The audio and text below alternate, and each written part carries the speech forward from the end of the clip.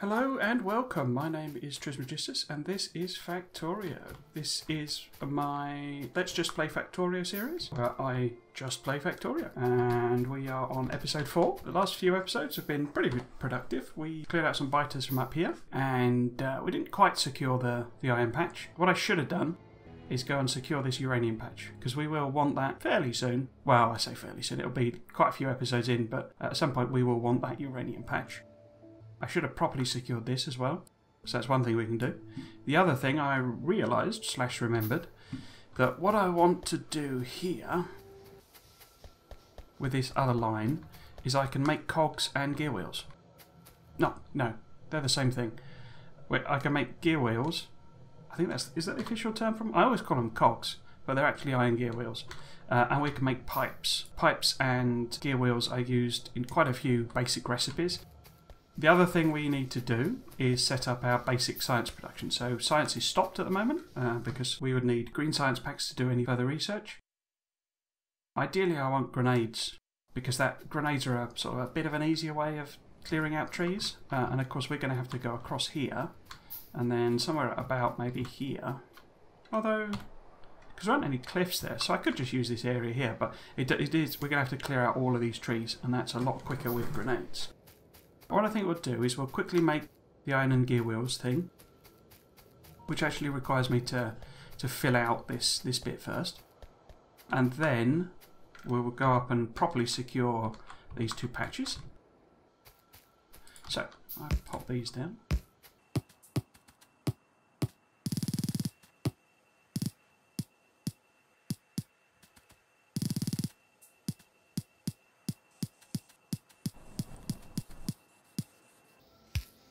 So when you get bots, what the bots do for you is basically fill out your blueprints for you, so you don't have to do all this manual stuff. So let's get rid of the crap we accumulated. So we're taking the iron out here. So this is really temporary. Whoops. I'm just going to pop that up there. No, actually, yeah. No, I do want to do it like that because what I want to do, so this is going to be very spaghetti. What I want basically is some machines making, I don't know if I need that many, do I? Oh, let's just fill it out. So we're going to have iron plate coming down here, and then I'm about going up here, big cogs, and certainly don't need too many things. So that my philosophy of, putting these in line, the power poles in line with the machines, I continue into my assemblers. This is even better with medium power poles because it then covers the entire range. You can of course do it, like that, in which you would get full coverage. But as I say, it won't be long before we've got medium power poles, and that'll then cover the whole thing.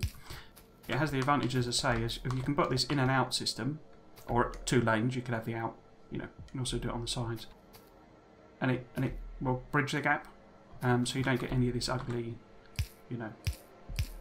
thing like this. It also, as I say, once you've got medium, you can put 3 inserters on either side, so you can have lots of items coming in quite easily.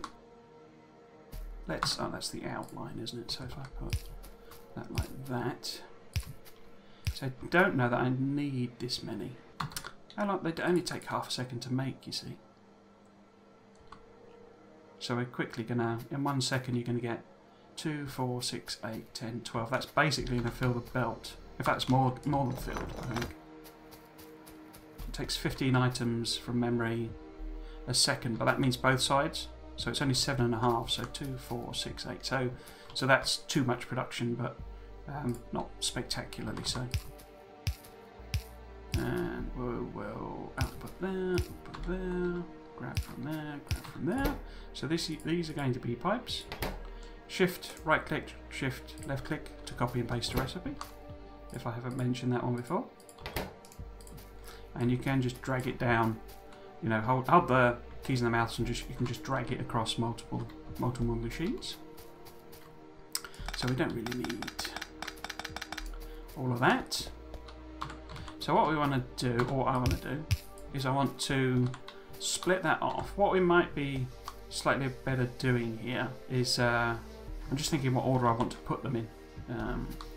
Because it might actually be sort of better have them the other way around. I mean, this is certainly in a bad position, full stop, obviously. But what I can do... is that going to work? This is going to get very messy.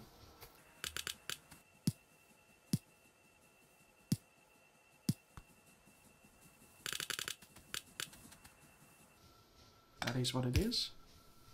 As I say, my philosophy of the whole game is just is sort of just get on with it, basically. If it's messy, it's messy. What matters is whether it works or not. Okay, so if I put that down there. Okay, so that's the whoops. That's the iron to make gear wheels.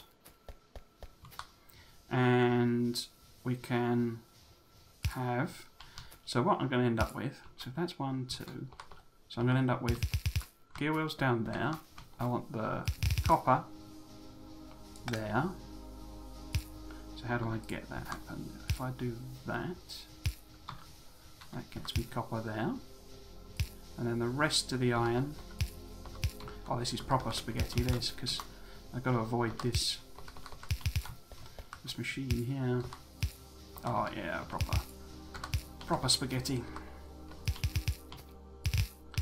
What we could actually do is we could put a balancer on there, just to sort of ensure there's flow between them. Probably actually, because pipes actually take a little while longer to make, don't they? I know they're half a second each. So it's just you need a lot less pipes than you do gear wheels. Yeah. Okay, so we've now got our 4 lines. Our 4-line mess. I can get rid of the coal and stuff again. Oh, I need some turrets, don't I, down here? Put one in, what, here? That's good protection. Or some protection, anyway, I don't know, good protection. So we do sort of that. I want some lights on as well. The other advantage of doing this is we can put lights in quite easily. What I think I'll actually do is run up and just secure those, secure these ore patches a bit better. So I'll also need a radar. Okay, so let's run up. I could put a thing in there here actually. I don't know that any biters will come over this way, but we might as well save ourselves some problems in case they do.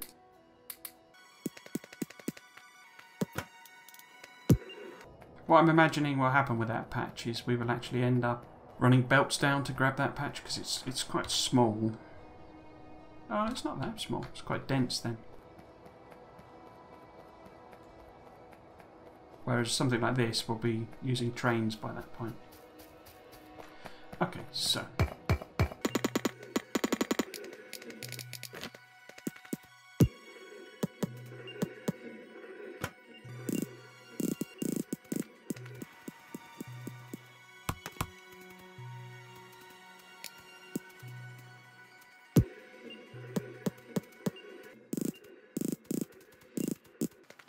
Oh, it's a random turret there. I'm guessing that was when we were clearing the biters out. When they put uranium into the game, I thought they might introduce like radiation, like properly, so that it was a damage effect. They haven't really done that. I haven't seen any mods introduce that either, but I'm not the greatest player of mods.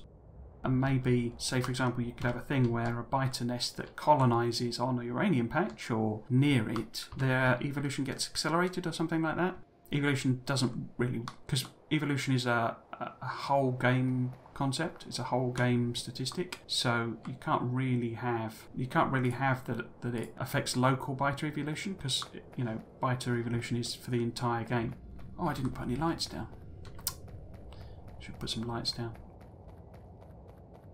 Not a lot of point having a radar there if you can't then see what it is.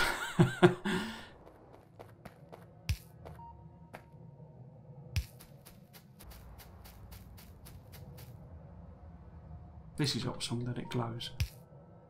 But yeah, I mean, you could have had radiation damage, maybe. That maybe you could only, mine iron, uranium patches. You know, if you had, a radiation suit or some kind of radiation protection. I mean, that's not true in reality. Naturally occurring uranium is at very low concentration levels, so you can actually mine it without any sort of personal protection, really. You know, it's only when it's refined and it becomes concentrated that it starts to become dangerous as such. Not that it's completely safe, but it's like having maybe 5 extra chest X-rays a year or something like that. There is a risk, but not significant risk. I mean, what they did do is you have to use sulfuric acid to mine uranium, which makes it slightly more complicated, but not by any significant margin, really. So yeah, so what I'm going to do, I'm going to leave a little bit of a gap, and then I'm going to put my initial science production here. We're going to we'll go and grab this stuff. Get some more belts, I think. I'll leave this here for the moment. Because I've now got eight belts, I think, haven't I? So I can pick copper out of this, put a load of iron back in, so that it makes me lots of belts while it's working away.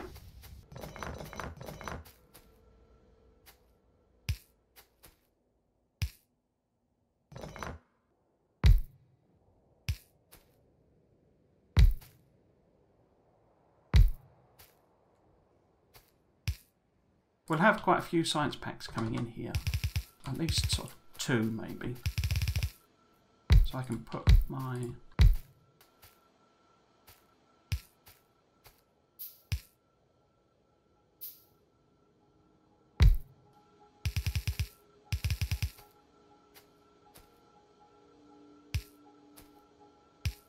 yeah, another thought I managed to start and not actually continue. It's a massive credit to Woo, the developers, for making it so moddable. It's one of the most moddable games I've ever encountered. But because it is early access and they do change the game, it means that the mods become or need updating or become obsolete or whatever. I want the game to be finished, if you see what I mean, first, so that then the mods are mods of the final game, because then you at least know the game is in a sort of a stable state, as it were. That you get what I mean. I'd rather do modded playthroughs once the game is finished. I'm hoping eventually to get more into that, because there's some really cool ones, and certainly very interested in doing them on YouTube.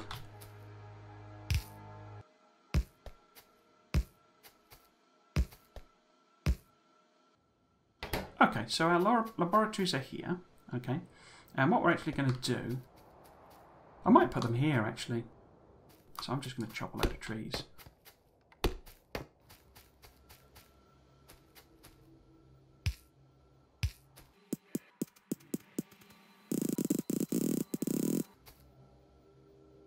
I want the red science output to be on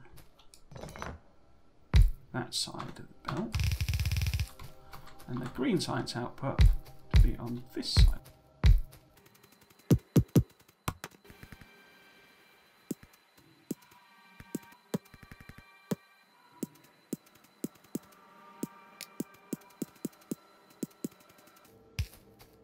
I think I've got my ratios off here because they change science. It's one of the things they do quite often.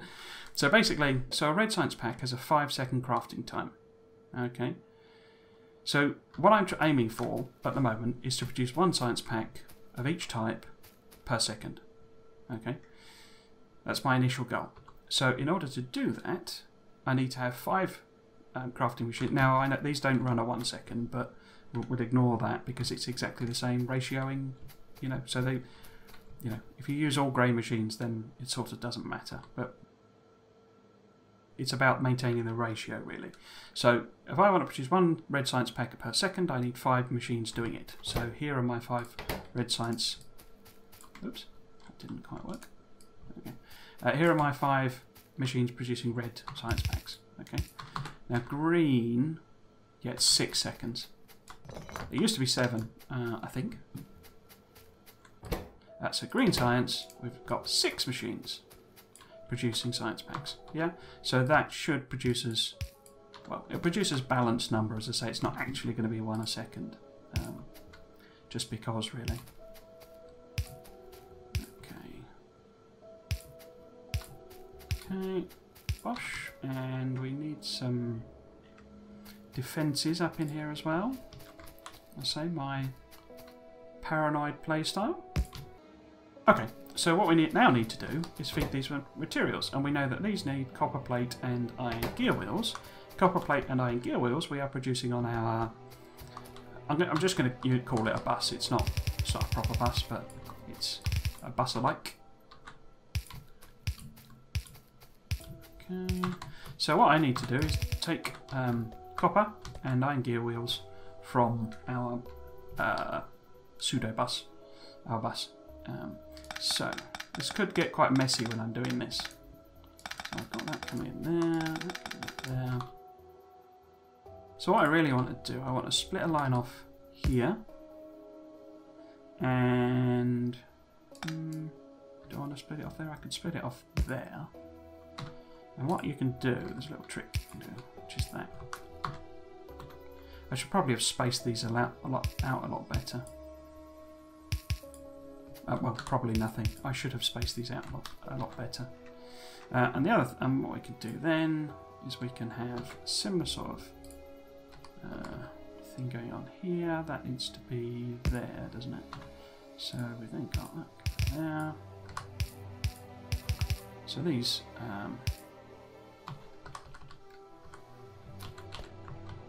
just clean that line up. So what I'm doing here, these underground belts, basically they only, so there's something called side loading. I don't know if I've explained this properly, but what you do is you have a belt there and it brings stuff on and it drops it on the side, and it'll only fill up then on that one side of the belt because you're loading it all onto that one side of the belt. And this is what I'm doing here. But these underground belts, basically the hood, you have to think, only extends to halfway along. So when you go sideways onto here, it'll only take those items on the right go across. These others are blocked by the hood. So you can use this as a little trick. So, you know, with the... Yeah, and essentially what you can do, because what we... Oh, I'll just show you. So what you can do to get the pipes off... Oh no, that's me taking the gears off. Okay. Now you might think, well, in order to do the same thing for pipes, I would have to do that, and then some complicated mechanism of, you know, bending it round on itself. You know, oops. You know, like this or whatever. You see what I mean? But you don't have to do that, because what you can actually do is, because the hoods come out as well, you can simply do this. Yeah? And then you take that away, and all you're doing is just effectively side loading. Yeah? I'm sure that seeing it probably makes more sense than me explaining it. And then we're gonna take these under here. Yeah, what I might actually do is spread all of this out a bit more, so that it's not going to be quite such a pain in the backside to take things off of the, you know, off of the bus. You know, so I'll put extra space lines in. Maybe I have 2, 2, 2. Yeah, I think I'm going to do that. So these are now, so we've got red there, and that's building up. We've not done green science before. This line eventually will be sort of coming in here as extra sciences. We've not done green science before. What you need for green science is, basically what happens is that as the science gets more sort of advanced, the recipes become more complicated. Okay, so for a green science, you need to provide it with one transport belt and one inserter, rather than, so this is almost at the level of raw materials or automation packs. The red science takes sort of almost raw materials. You know, iron gear wheels are not a raw material, but not far off. Whereas this is a more complicated structure, a more complicated item that you've got to build to feed it. So as we get more and more science, you know, you get grey science for military, and you know, purple and gold and all, blue science. So blue science is linked to chemicals, and you start needing products that are made by chemical processes, which requires oil. The idea is that the concept, it's basically the science packs get more complicated to drive you on to producing more complicated items. If you essentially follow the flow of the types of science packs, that tells you what to build, what to research in what order. That's the rough idea. Okay, so what we've got here, we've got six green science machines, and that will produce one item, or one science beaker per second. Okay, that also means we need 6 items every 6 seconds, so effectively need 1 item per second. So we need to produce 1 transport belt and 1 inserter per second. Okay, now fortunately an inserter only takes half a second to craft, and a transport, but in fact 2 transport belts only take half a second to craft.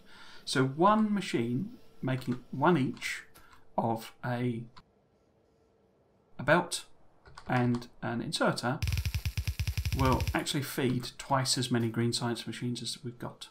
Okay, so what we can do is what I'll actually do is, I'm going to arrange this. So if I put them,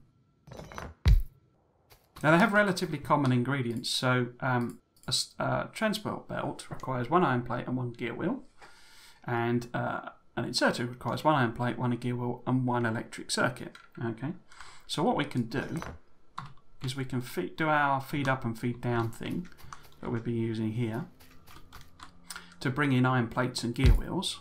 So put it there, and then have a separate line on the side for the green circuits for the inserters, because they're also on our little minibus.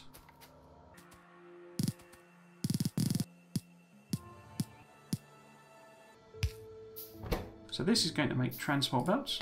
This will make inserters. Okay, so we need to do the same thing again. We need, well, the same sort of concept again.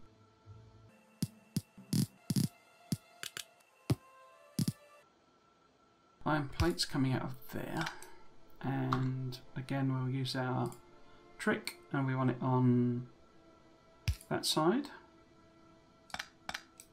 Actually do that probably, can't I? And is that right? So that will get us gear wheels.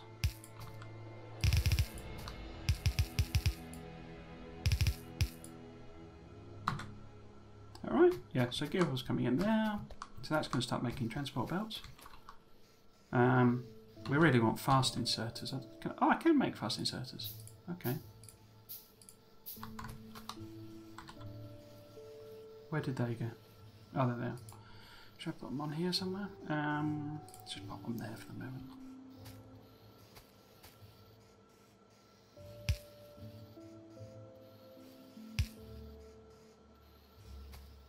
So long-handeds are a bit odd in that, I mean, they are essentially fast inserters, but because of how the angle they're moving across, they're actually slower than fast inserters.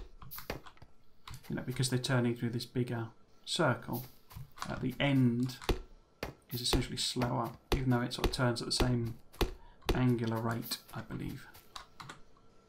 Just going to pop a turret in. We're getting to the stage where I would throw in loads of turrets all over the place, because, as you will have detected if you've been listening, I get a bit paranoid about the biters. What else? What do I need? Oh, I need green circuits, don't I? What I might do, I might take this opportunity here to spread these out, so it's a little easier.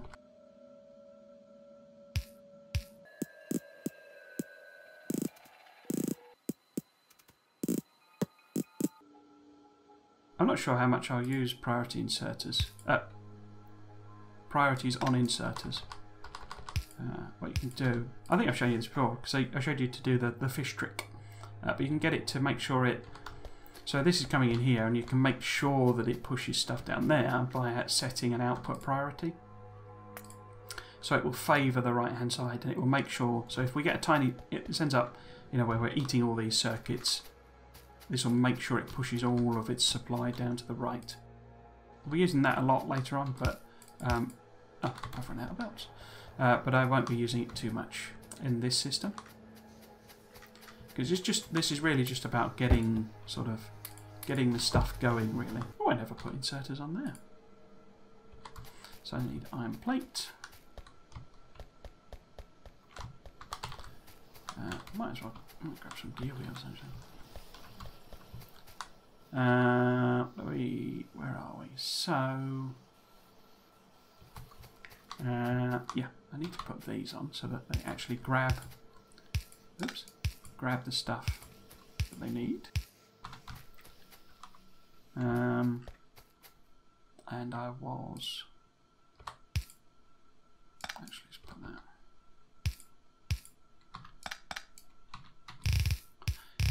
They made the belts quite sort of resource intensive at one point, or they have done. They are now a lot more resource intensive than they used to be. So I try to use the maximum, not the belts, the underground belts. I try to use the maximum length so that it's sort of, you know, taking best advantage really of.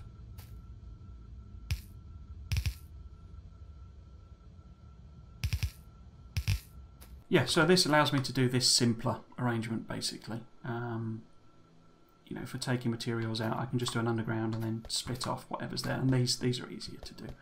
What I will do is I will make sure that this, the right hand side is always full, and that's how we'll be using priorities on inserters from now on really. So what I need to do is carry this. I'm carrying my power along my bus with these like this. So this will be better with like long power poles later on, which as I say will be one of the first things we research. In fact, we might as well research it now because we've got green and red on the go. So we got research, so advanced electricity generation. Okay, so we get that undergo. We'll then probably do, you know, these sort of, well, you know, I want that so I can get grenades basically fairly soon. What I will do is just do a, I'll show you copy and paste actually. So I can, if I just hit Control C, it brings up this alternate cursor, and I can just do that, copy that, and it creates a temporary blueprint that I can do. I can just run along. When it gets to red objects, like a normal blueprint, it won't actually lay it down unless you hit the Shift key, and that then tells it to mark these with a, you know, destruction icon. So we can. Oops, that got a bit messy, didn't it? So you do the Control C, you know, it brings up that thing. You do the temporary thing, and then you use Q to get rid of it, as it were. But what you can do, you can just hit Control V, and it will bring that back up again. Each time, and what you can also then do is it will do it as a history. So where if I hold Shift down, you see that, I don't know if you remember that was our steel array that I use copy and paste for. That's still in the memory, and that'll still be in the memory. That'll stay in the memory forever, basically. As you can see, we've got 8 labs on the go, and these you know, assemblers are producing more science than they're consuming. But that's partly you get an odd effect where, because that's partly because each cycle takes 30 seconds. Some of the others, you know, each cycle is, well, there you go. There's one that's only 15 seconds. So they'll eat them up a lot quicker. I think we've probably gone past them, but there's some that have just 5-second cycles. So they're really, really quick. So you get this building up and going, you know, using up effect. Okay, how are we doing? So we got everything done that I was talking about, didn't we? So we've put some proper claims on these patches. We've set up our pipes. We've set up our initial science. Until we get grenades, I don't really want to fart about. Oh, I could just get chopping, really.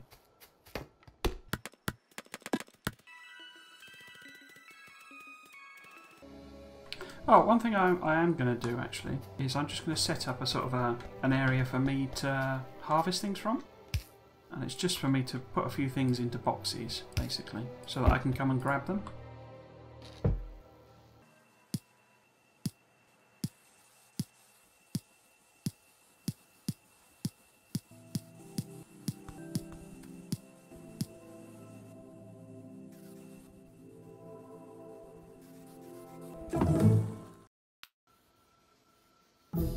Oh, that was quick.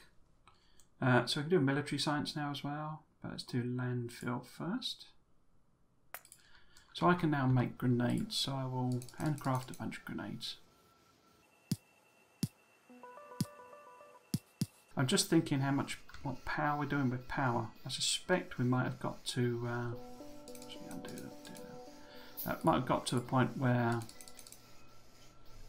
we are close to using to that 3 stacks and that yeah, 4 stacks that'll do. Where we might be close to, yeah, because these are chuffing away. So, oh yeah, we're reasonably close to our production capacity. So I'm going to make a few more boilers. I need to... Should we just double this? I don't think I can double it because that doesn't fit, does it? Although I could put some on the other side here. In fact, we could put some in this gap, really. Oh, eventually we can. I don't think we'll do that yet. But so if I do, say, 4 more.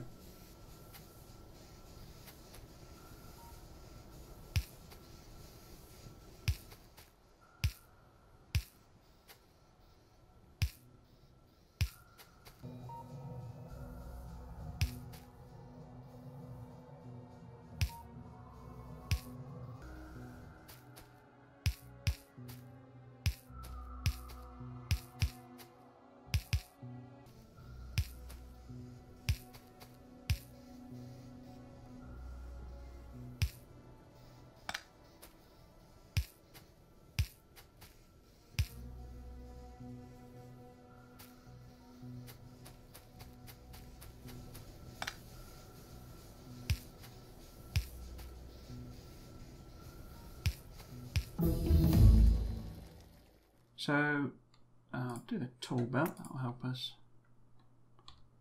That doesn't really help us, but it's just a thing to get researched in the meantime.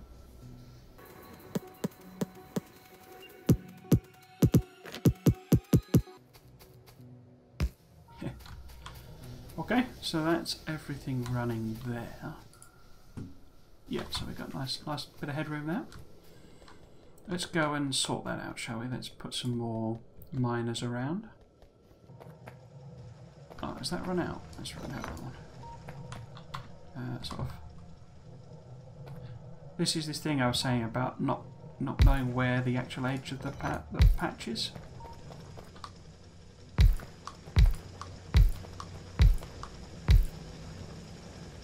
Guess there. What, can I run a belt down that? Yeah. Okay.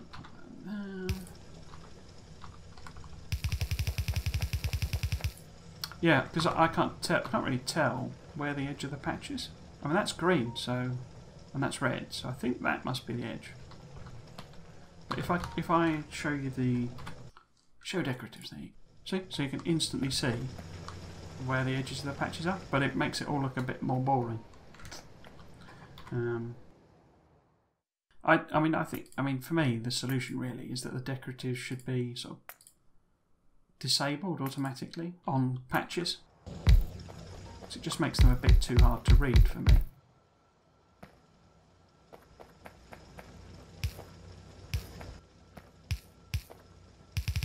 Cross that. Okay, so that's lots of lovely coal. These are all used up, aren't they?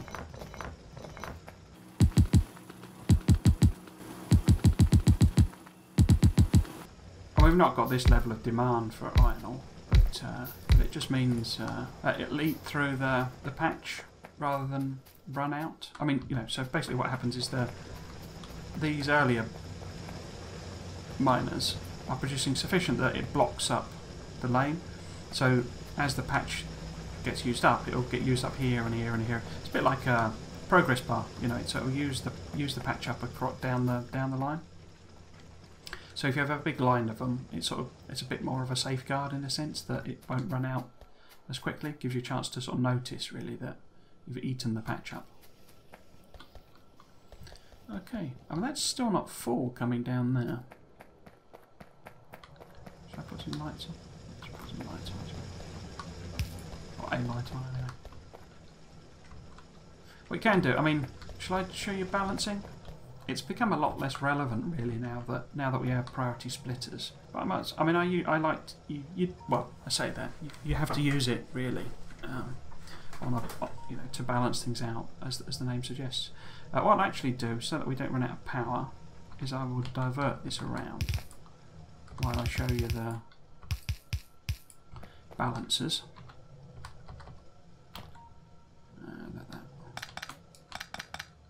Okay. So what you're trying to I've run out of undergrounds. Oh, I've run out of materials to make undergrounds. God. Oh, there's a tool about finished. What else shall we make? Shall we make military science?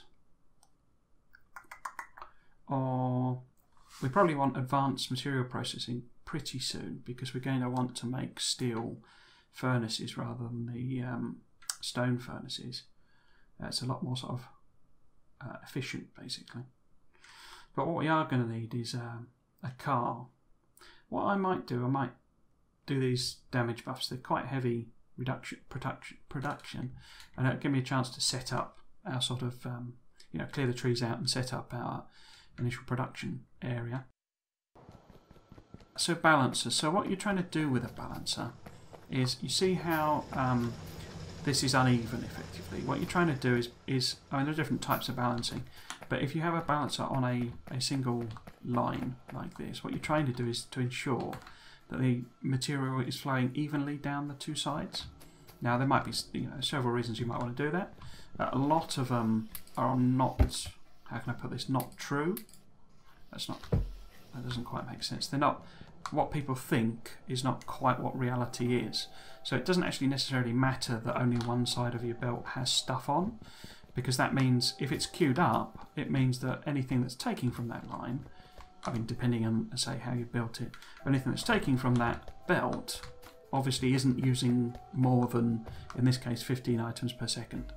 So although it can look odd and look ugly, and I say there are situations where actually it is bad and it is good, but a lot of people see a single line full and a single line empty and think that that's not working properly and they need balancers. That's not always true. But what I'm going to put some balancers on, mainly just to show you. So how I do balancers, if I can remember, is basically what you need to do really, if you want both sides to flow evenly, is you need to isolate the material coming in from either side of the belt and get it then to evenly place on the output. So in other words, if you're getting, say, 10 items on one side and 2 items on the other, you want to isolate those so that you can then ensure that 6 items are on either side of the belt. Okay. Now you can do that using the underground underground belt trick that I showed earlier. So what we do is we use this fact that when you put things on the side of an underground, it only takes from that lane. So what we're doing here is we're taking a single lane, okay, and splitting it so that this right hand side only feeds to this side and this left hand side only feeds down here. So in other words, we'll then have 2 lines. One is the right side of this input and one is the left side of this input. We then have them, we then feed them into a, is that right? Yeah, we then feed them into a splitter so that they are evenly distributed and feed them onto the appropriate side. So what's happening here, effectively, if you imagine, as I say, 10 items coming in from this side, they're being isolated, and then 5 of them, because of this balancer, are being put on one side, and 5 of them are being put on the other side. Yeah, and equally they're being split, isolated, and then one of them will go on this side, and one of them will come on this side because of this splitter. Yeah, it makes a bit more sense than I'm sort of explaining, I think. The other type of balancer, I'll just do this as the end of the episode. I say really it's pretty ugly, but it doesn't matter. The other type of balancer is where you have, so on a proper bus, you may want to balance the materials across your bus. Now this is more relevant nowadays for when you're unloading and loading from trains, because you want even material on your bus, so that, say, for example, when you're bringing ore in, one of your carriages may be full and another one may be sort of half full, and that can lead to an imbalance in material. So you want to use a balancer to evenly distribute all that material across all of your lanes, so that when the furnaces get to it, or the furnaces get it, they use it up evenly, and then it ends up on your bus evenly. So you use splitters there. Now, you used to have to use them on the main bus itself, but now that we have priority splitters, most of that is unnecessary. So what I'll do, I'll show you the even balancer for 4 lanes, which is what we'll be predominantly using on wrong place. There we go. On our eventual bus. So we do that.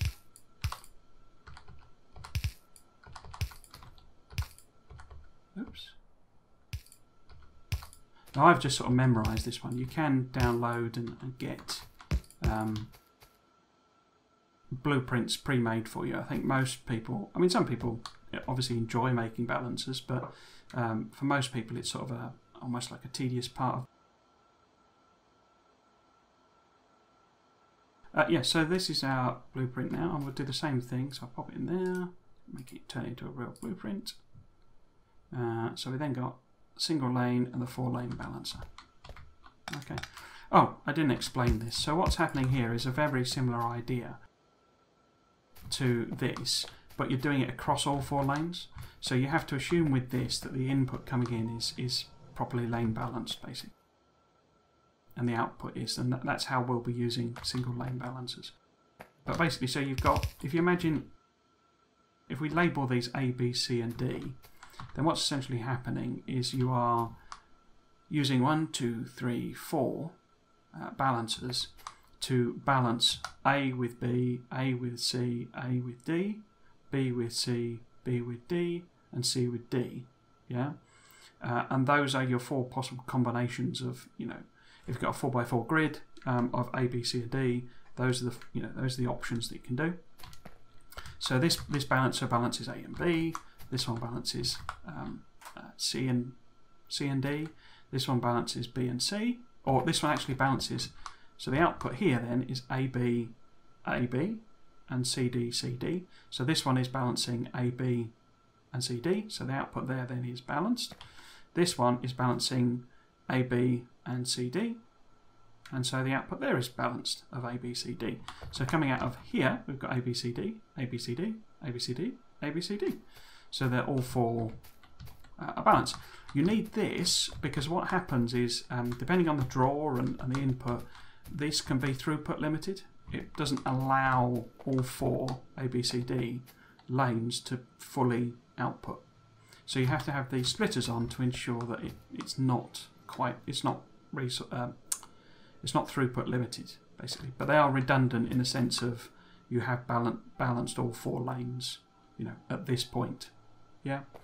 Yeah. Okay. So we'll be using those fairly sparingly now. What you used to have to do is you had to have versions of these balancers that then had lines coming out of them, so that what you were taking off was balanced. But what a lot of players do now, and what you only need to do, is you use priority splitters. So you use chains of priority splitters in order to force the material down the side, so that if you've got 4 lanes coming in to this, yeah. So what's happening here is that a material is coming in and it's forcing it down there. So if this was the only lane with full items on it, and these are all empty, it would get pushed down the side there, and then what you're outputting is a full lane.